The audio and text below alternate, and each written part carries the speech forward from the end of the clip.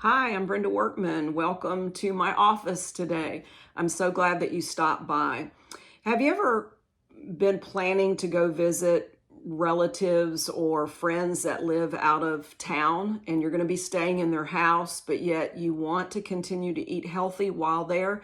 How do you handle that situation? It sometimes can be a little sticky. You don't want to be rude. You don't want to put them out in any way, but at the same time, you're concerned about your health and you want to continue to eat healthy. So how do you handle that?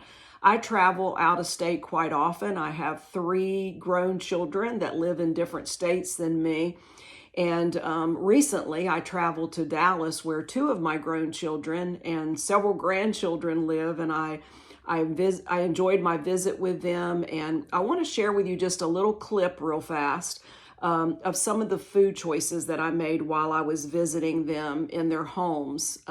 So I'll show you those clips. And then when we come back, stay with me, because when we come back, I want to give you 3 steps that I think are the most important steps towards continuing to eat healthy, even when you're staying in someone else's home. So be sure and stick with me. Also, do you mind subscribing to my channel? That would be very helpful. Thank you. Watch this clip and then we'll come back and I want to cover those 3 steps with you.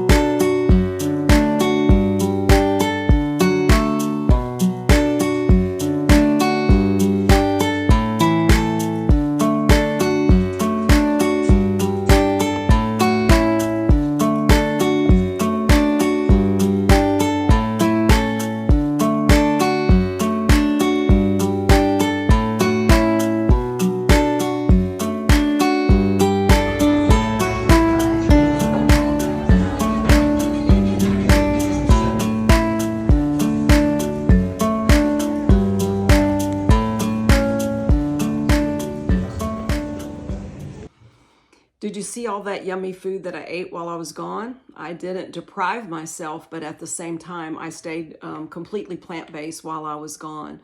It was very easy to do oats in the morning for breakfast. Sometimes I chose other things. One morning, I was very grateful. My daughter-in-law, when I came into the kitchen, she was making pancakes for her girls, and they were starting to eat breakfast, and she asked me if I wanted pancakes, and she said to me, I put flax in here and made a flax egg. Instead of using egg, I used plant milk instead of regular milk. And she said I used half whole wheat flour, half white flour. She did that because she knew that if I chose to eat pancakes, I could.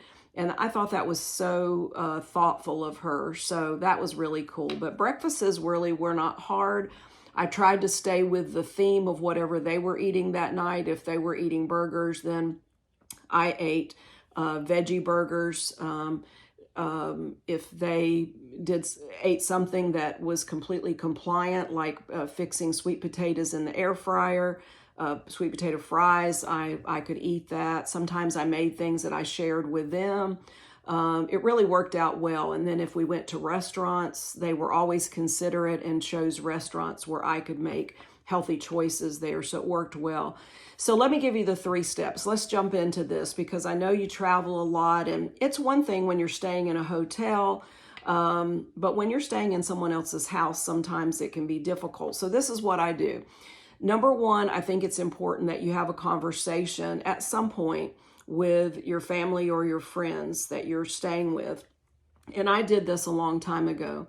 I stayed, the people that I stay with, my kids, when I go out of town, And occasionally it's been friends, but mostly it's family. I say to them, I always use the health card because I think that works well. And for me, it was all about health. If you remember, it was my doctor that recommended a plant-based diet. So I say to them, I am, really concerned about my health, and I'm trying to make some different food choices. And so I've decided to eat plant-based. And so, I just want you to know that before I come to visit you, I'm gonna, do everything I can to make this work for me at your house. But I just wanted to give you a heads up that this is what I'm doing. It can be very confusing to them when you say plant-based, because people think vegetarian. There's a whole group of plant-forward people. Like, it can be so confusing for people who are not familiar with it. So you may have to explain to them what you're doing.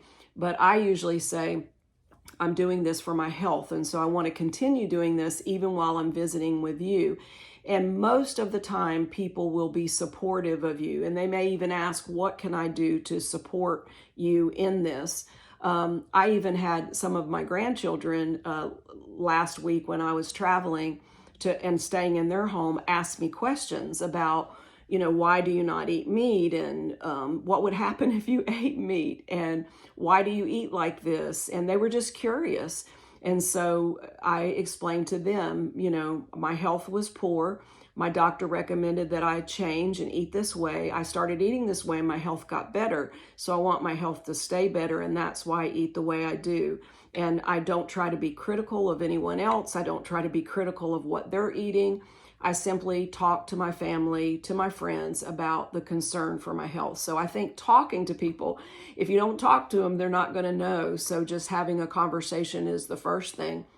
And then I think the next thing is being consistent. So if you go to visit relatives and you say, hey, I'm eating plant-based, I'm really concerned about my health, I'm going to do this, even while I'm at your house, I appreciate your support with this. And then the next time you go to visit them, you're like, nah, I don't have any restrictions, and you just eat the standard American diet while you're there, and you're not really watching, you're not concerned about your health. And then the next time, now you are concerned about your health and you're eating a certain way. It can be very troublesome maybe for your family to even know how to even cook for you because you're not consistent. So step number 2 is be consistent. That's lifestyle change, right? Lifestyle change is being consistent with your healthy eating habits anyway, regardless of where you are and what you're doing. And some people say to me, well, Brenda, why don't you just let your guard down, for crying out loud? Why don't you have cheat days? Why don't you go out of town and just eat what you want, and when you get back, you can get back on track? I am an older woman, and I can tell you from life experience that when I let down my guard in the past, and when I just let myself eat whatever I wanted, I didn't get back on track as soon as I got back. It took weeks, and it was detrimental for my health. The yo-yo dieting syndrome that I was on was detrimental to my health.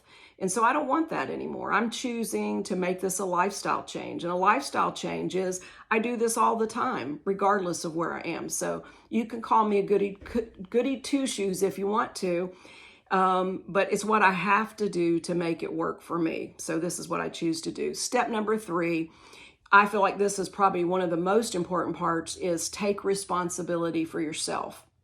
So you may need to order groceries to be delivered to their house, or if you have opportunity, sometimes when I fly, I don't have a car, so I have to depend on them to run me to the grocery store.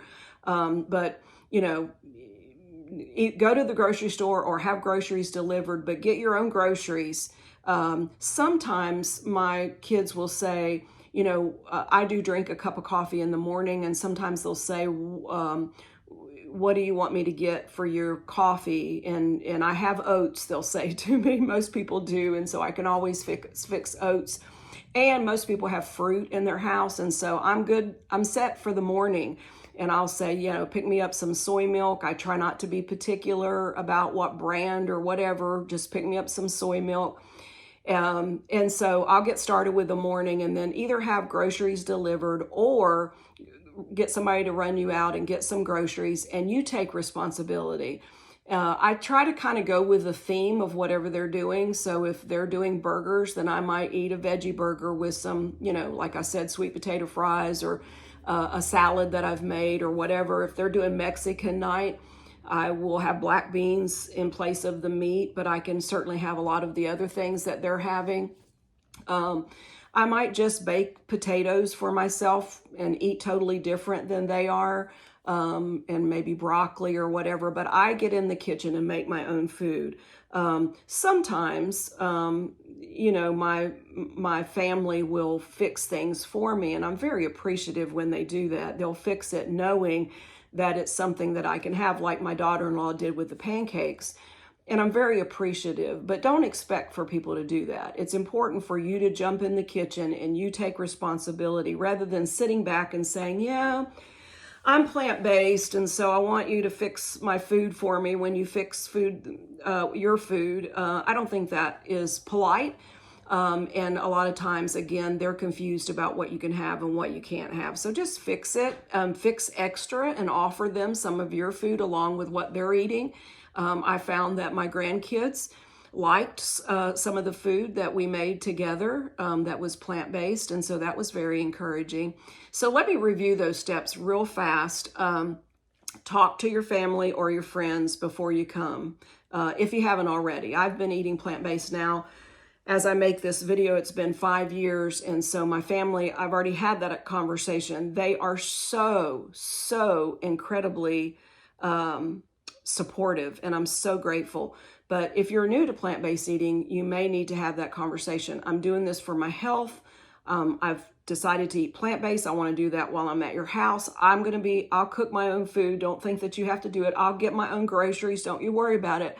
But make sure that they know what to expect when you arrive, and they're not buying a bunch of junky food for you thinking that that's the way you're going to eat while you're there. And then number 2, be consistent. If you go back and forth, they don't know what you're doing and they don't know how to support you. And then lastly, number 3, be responsible for your own food. My kids will say, hey, Mom, we're going out to a restaurant. I picked this restaurant because it has vegan options. You look at it and see what you think. Again, they're very supportive. But I say to them, if you guys want to go to a restaurant